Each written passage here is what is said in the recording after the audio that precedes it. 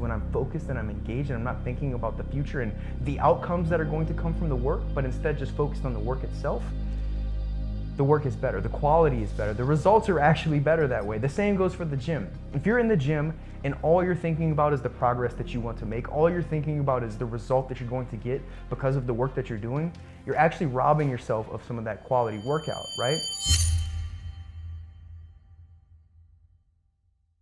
What's going on, guys, and welcome to the channel if you're watching this on YouTube, and if you're listening on any podcast platform, welcome to the podcast. This is episode 1 of my podcast. As of now, it's just called the Drew Favre Podcast. If I do come up with a cool name that I would love for it, I'll gladly change it in the future, but I'm ready to get started with this podcast, and so I figured, why not practice what I preach and get started with imperfect action? And that's what we're doing with this podcast in episode 1. We're just getting started, baby, because this is something that I've wanted to do for a few years now. And honestly, I've let my perfectionism, procrastination, and so many different other things get in the way of me getting started sharing longer form content with the world, because I truly believe that this long form content is where the most value can be provided and where the most life-changing information and inspiration can be spread. And I have a lot to say, guys. That's just the reality. I've always had a lot to say. I've always had very strong opinions. And as I continue to grow older and mature and go through my career, go through my personal development journey, my fitness journey, my coaching journey, I learn a lot and I want to share it with the world. So that's what this podcast is for, and the YouTube channel as well. On the last YouTube video I created, it was a push workout, and I said, if you're new to the channel, be sure to subscribe because I'm about to start a podcast. And literally it's the next day and here we are, we're doing it. And I'm pumped for it, and I'm pumped specifically for this episode and this topic. But before we get into it, I want to introduce myself a little bit because I realize I've been rambling. And if you're new here, you probably don't even know who I am or what I do. So my name is Drew Favre, and I run an online fitness coaching business that specializes in helping CEOs and entrepreneurs burn fat and build muscle all in less than 5 hours per week. Now, not all of my clients do it in less than 5 hours per week, but I have a process that I've proven to work in less than 5 hours per week if our clients need that, because a lot of the men that we work with are very driven entrepreneurs, highly successful people, and they don't have a lot of time. And the reason I'm able to do this, the reason I'm able to provide them results in as little as 5 hours per week, is because before I was a full-time online fitness coach, I worked shift work at a chemical plant. I worked 84-hour weeks consistently. I was swinging back and forth between days and nights, and I personally didn't have a lot of time to commit to my fitness goals, but fitness was still very important to me during those times. So I had to develop a nutrition and training strategy that allowed me to make progress while working these crazy hours. And since then, I obviously left that path and created an online coaching business. And in that coaching business, it's been full-time for a little over 2 years now. And nothing has changed. I'm still working, 70 to 84 hours a week, some weeks even more. I've pulled dozens of all-nighters in the last few years. And so going from the chemical plant job to now being a full-time entrepreneur myself for over 2 years, I've really had to hone in the process of getting the most out of the least with nutrition and training. And so I've since then transferred all of those skills over to highly successful CEOs and entrepreneurs and teach them to do the same. And it's very fulfilling because the reason I became a coach in the first place was to have the biggest possible impact I could on the world, right? It's part of why I make this content and why I've always wanted to make content from the jump. And what I've realized transitioning from coaching what you could say a regular person or just somebody with a normal job to coaching CEOs and entrepreneurs is that these people have a huge impact on the world. Every single one of my clients has dozens or not hundreds of employees. Some of them own multiple companies and have scaled well over, millions and millions of dollars in business and revenue. And so between the employees, the clients, and everyone that they come in contact with, they're very influential and very powerful people. And for me to have the biggest impact that I can possibly have, it doesn't only come through the content, it also comes through the coaching that I do one-on-one. And by me helping each of these individuals become the best version of themselves with their fitness and their mindset, it creates a net positive impact for the world, right? Because when they get into really good shape and they develop an even more positive mindset than they already have, they spread that to their employees, they spread it to their clients, and it really creates a magnification of the positive ripple effect that I want to have. Now, it's not the only positive ripple effect I want to have, and that's why I'm creating this content for you guys, and that's why I'm so dedicated to starting a podcast and growing this YouTube channel, because I want to create as big of a positive impact on this earth as I possibly can before I leave. It's not about legacy. It's not about me being remembered. There was a point in time where I thought it was about me being remembered. There was a point in time where that's all I really cared about, was what my legacy is going to be. And what I've realized in becoming an adult and starting to make some money, starting to actually transform people's lives and coach people to the best version of themselves, is that it's not about me. It's not about the legacy. It's not about any of those things.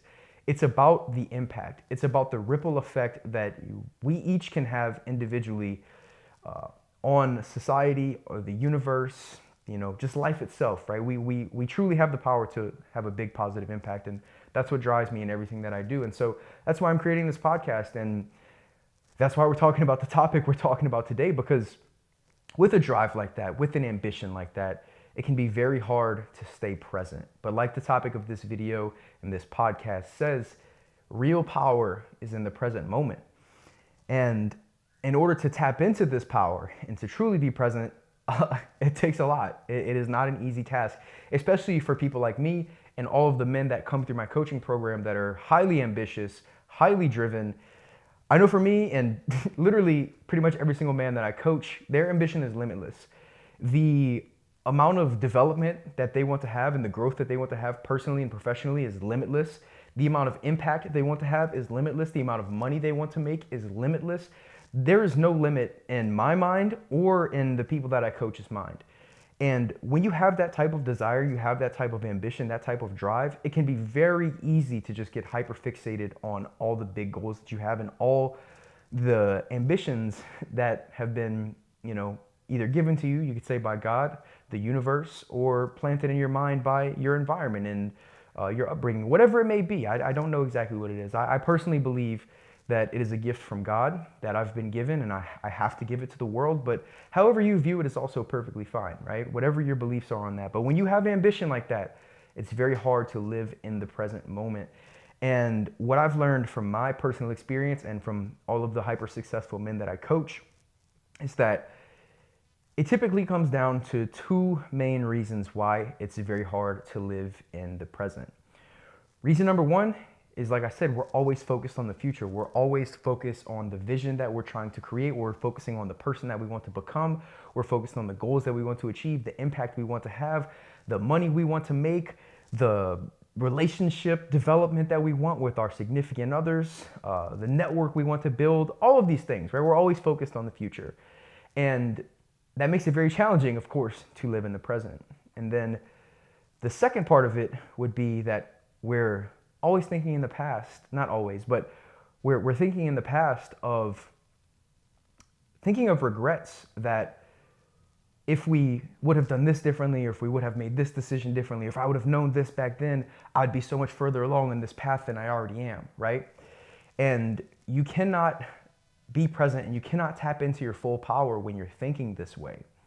So what I want to talk about in this podcast, in this video, is I want to discuss with you guys some things you can do to overcome this future tense living and consistently living in the past, whether it be with regret or even nostalgia, right? It can even be good things. I want to talk about how we can overcome being anxious about the future or excited for the future even, and the past fears, regrets, and live in the present moment and really tap into our power and the presence that is infinite intelligence, God, the universe, whatever you believe in, right? It's in the present moment. That's where it is. It's not in the future. It's not in the past. It's in the present moment. And when you're tapped into that present moment, you're tapped into that power, the infinite intelligence, the source, God, you are a weapon. You are a force for good when you're in that moment. And there's some things that I've done in my life to really be present and be tapped into that. And I want to share them with you guys today. So the first thing that has really worked for me in regards to avoiding future tense thinking too consistently is to set aside time to visualize and to game plan.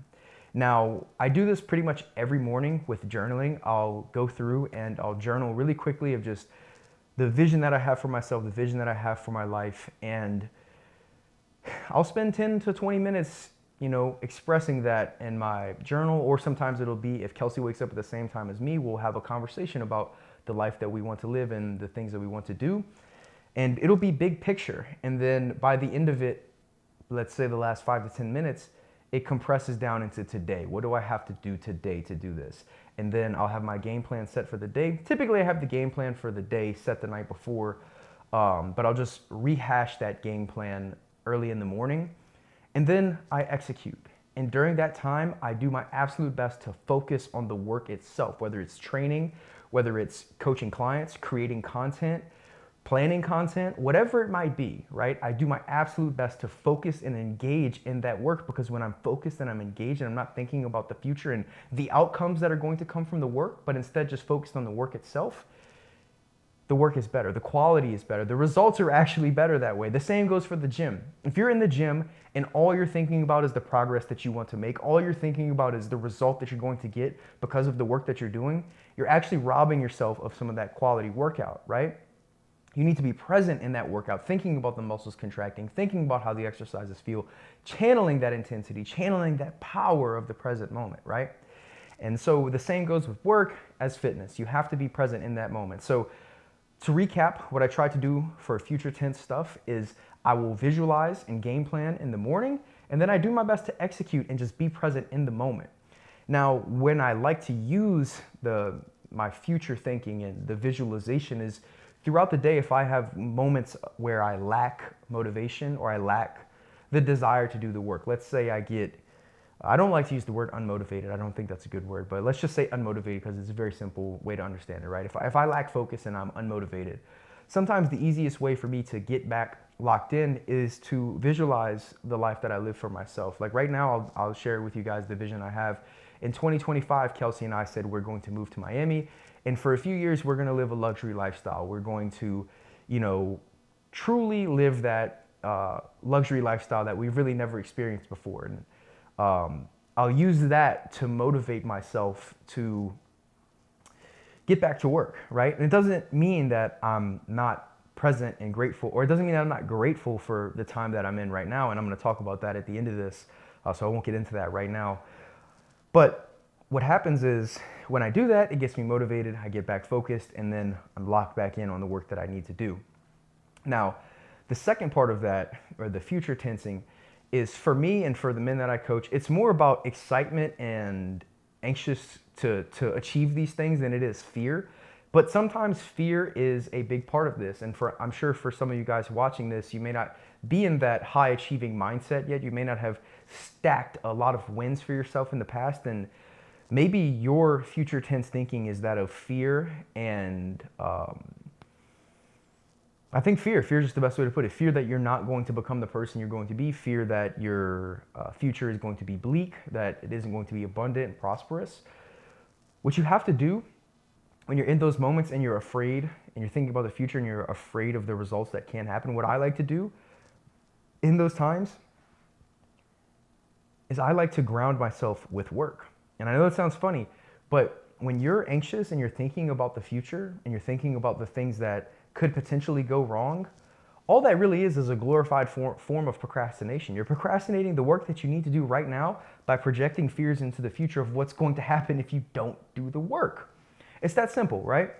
And it doesn't always feel that simple, of course. It definitely changes from time to time, and it definitely can, our ego and our own human perspective complicates things a lot more than they need to be complicated, but that is the reality.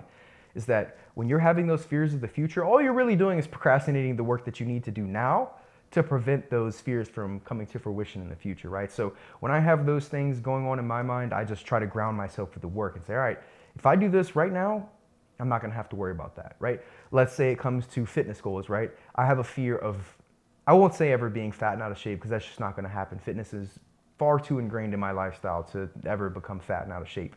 But I have a fear of not being that dude in fitness, right? I have a fear of not being in phenomenal shape and being a fucking savage with my fitness and health.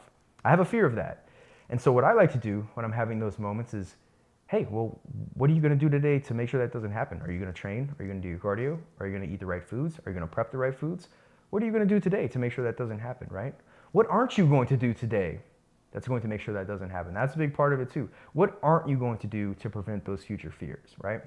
So I think that's a good place to kind of wrap up the future tense part of things.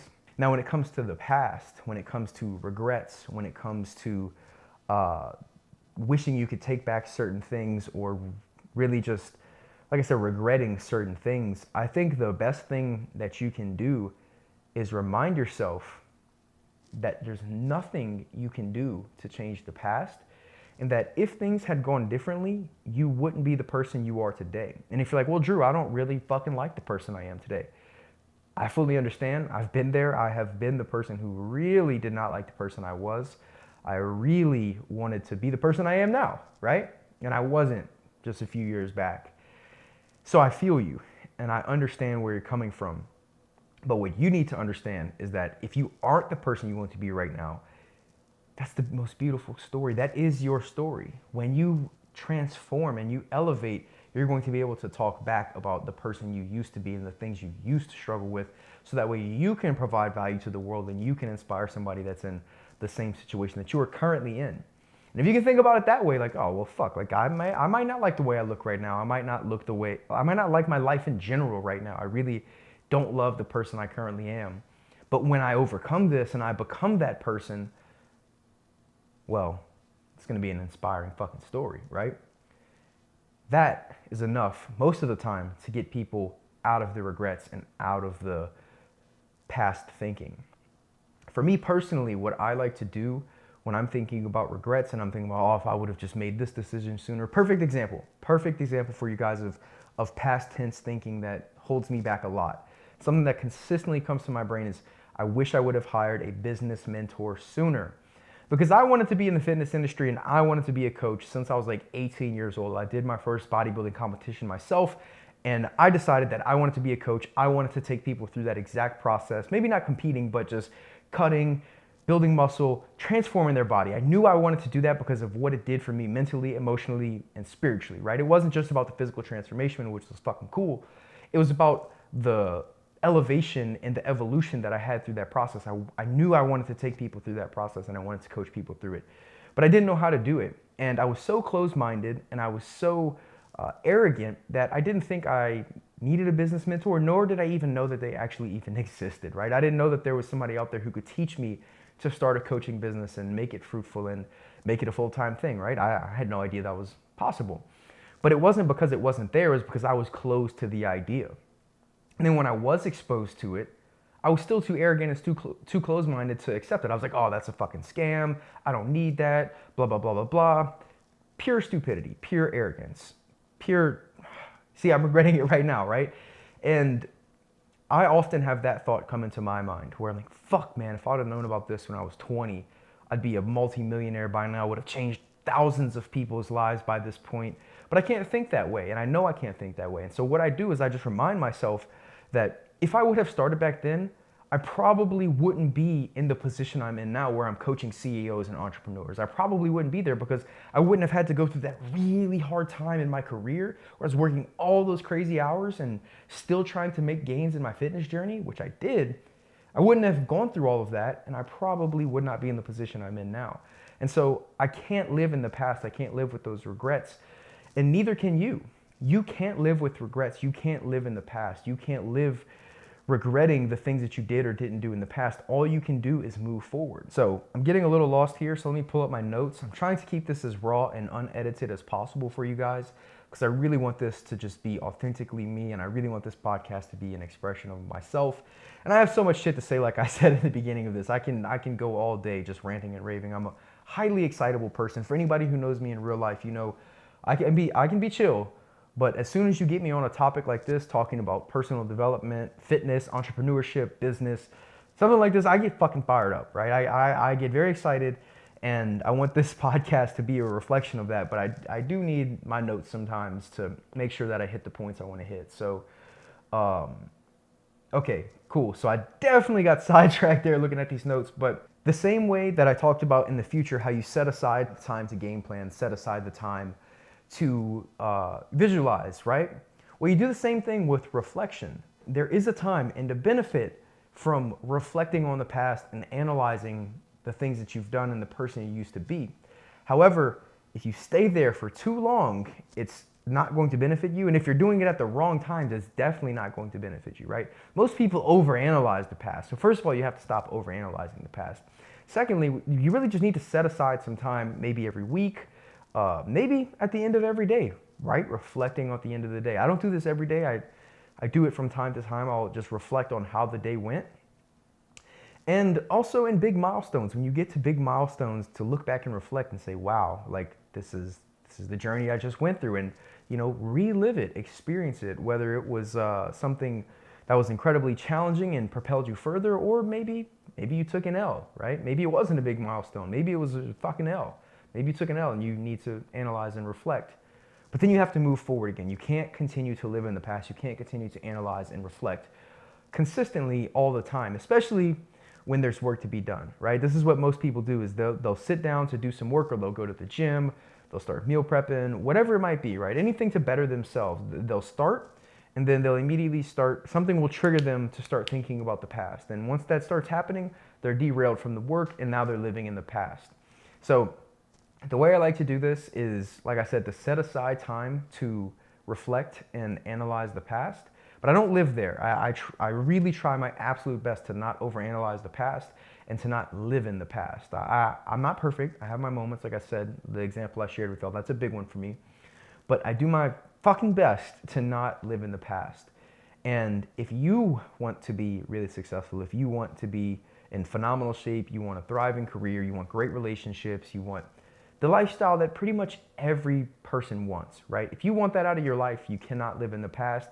And if you always are living in the future, whether it's fear of the future and not becoming the person you want to be, or rushing to the future and rushing to achieve goals and be the next version of yourself, you can't live there either. You can't live that way either, because if you live in fear of the future, you're going to manifest that future, okay? If you live in fear of poverty, you live in fear of just a bleak, meek existence, right? If that's what you fear, you're going to manifest that. Your actions are going to lead to that.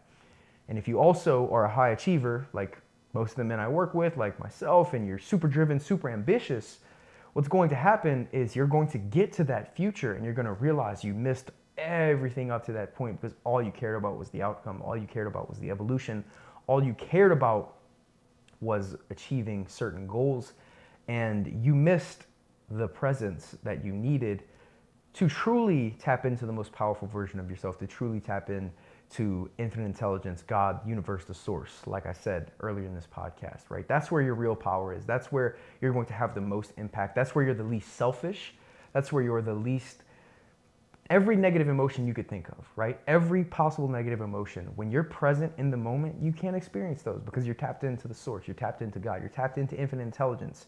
Therefore, you cannot experience these negative emotions, right? It's not possible. Two things can't happen at once. You can't be in a state where you're tapped into the present, you're tapped into the source, and also be afraid, be selfish, feel guilt, shame. You can't do these things. It's impossible. So I'm going on a tangent here, but this is going to wrap up podcast episode 1. Let me make sure I didn't leave anything else. Oh, I remember what I wanted to wrap this up with. So we aren't going to end it quite yet. What we are going to end it with is actually something I touched on earlier, and that is that you can be present and you can be grateful at the same time without being complacent. And that's really the key, right? If you want to truly live life and tap into the power of presence, which is where you're ultimately most powerful, it starts with gratitude. Gratitude is the key. When you're truly grateful for the season of life that you're in and the process that you're going through in your day-to-day life and every little moment of it, that's when you tap into the power of presence. That's when you tap into infinite intelligence, to God, the source. And you can be grateful, you can be present without being complacent. I had to learn that the hard way. It took me so long to understand this, and I still battle with it, of course, from time to time and day to day, but more times than not, I remind myself of this and I remember this, and hopefully, if nothing else that you learned from this first podcast episode, it's that it is possible to be present, to be grateful without being complacent. And it comes from planning properly, comes from proper visualization, not allowing yourself to overanalyze the past and live in the past, and ultimately just being happy for where you are in life, being grateful for where you are, and giving it your fucking all, knowing that you're going to give your all every single day and every single moment, and knowing that the future that you want for yourself is guaranteed as long as you do the work. And that comes from self-belief. You have the self-belief, you have the gratitude, you're going to tap into the power of presence, you're going to be tapped into infinite intelligence, to God, the source, and ultimately you're going to be a weapon for good. And that's what I believe we all should strive to be in this life. And that's what I'm trying to be with this podcast. So I hope you found this video or this podcast helpful. If you did, be sure to share it with a friend, subscribe to the channel, or subscribe to whatever platform you're listening to this on or watching this on. And until the next one, guys, keep pushing, keep persevering, and keep it positive.